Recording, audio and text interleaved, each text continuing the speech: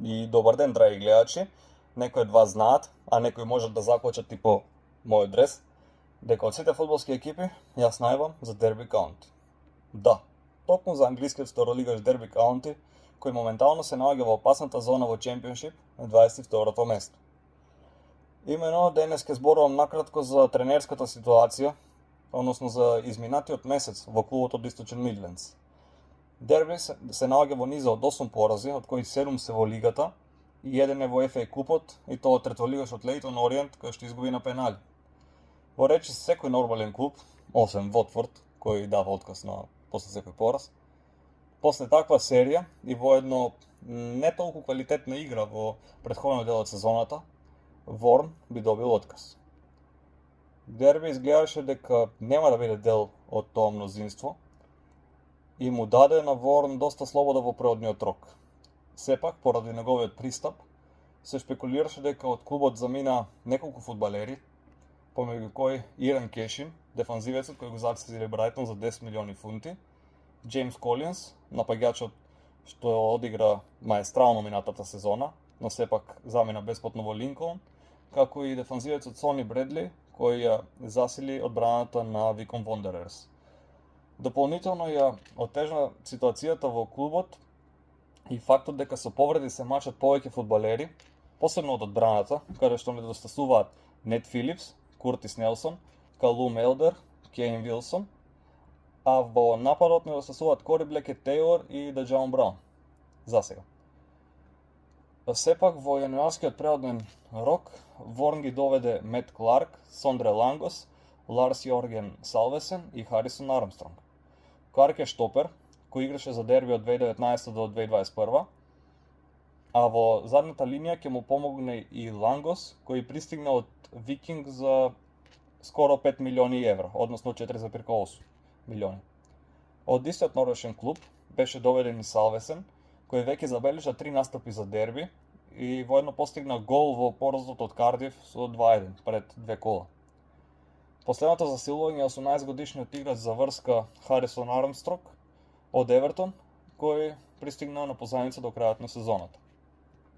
На денешната програма, односно на 8 февруари, беше закажан дуелот од 31-то коло на Чемпионшип, каде што Дерби требаше да гостува кај Норвич. Во пресет на овој меч, Ворн направи успешен тренинг со екипата.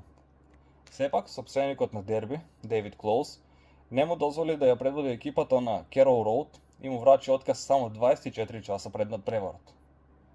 Поранешниот капитен на Дерби, односно играчот чие што презиме стои на мојот дрес моментално, Куртис Дейвис, даде интервју за BBC, а дел од неговата изјава беше следната: без разлика дали е правилна или неправилна одлука, не би сакал мојот клуб да изреагира на таков начин.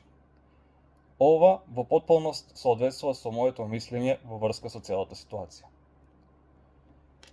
Ворн дојде во Дерби во 2022 година, во третата лига, каде што првата сезона ја заврши на 7-то место, што воедно е најслаб пласман на Дерби во клубската историја, која датира од 1884 година.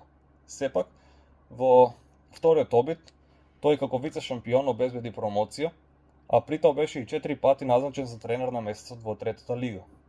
Претходно, од 2016 до 2022, Ворн беше тренер на Ротерам, а во текот на тие 6 години, освен што освои еден ЕФЛ трофи во 2022, направи од Ротерам потполен, што би рекли англичаните, јојо клуб, бидејќи доживеа 3 промоции од Лиг 1 во Чемпионшип, а воедно и 3 релегации во обратен правец, односно од Чемпионшип во Лиг 1. По ова може да заклучиме дека Ворн е совршен тренер за Лиг 1, доколку некој сака да избори промоција во Чемпионшип, но за сега не е доволно квалитетен и способен да обезбеди најмалку опстанок во втората лига. На денешниот натпревар против Норвич, тренер ќе биде неговиот помошник Мет Хемшол, а нему ќе му помагаат двајца играчи на Дерби, односно Джейк Бакстон, кој е тренер на младинците под 21 година, и Бредли Джонсон, кој е асистент на Андер 18 тимот.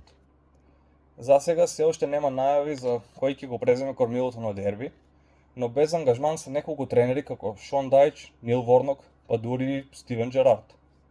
Сепак, можеби сопстеникот Клаус ќе се обиде да украде некој тренер од некој друг клуб, но за сега останува само да шпекулираме.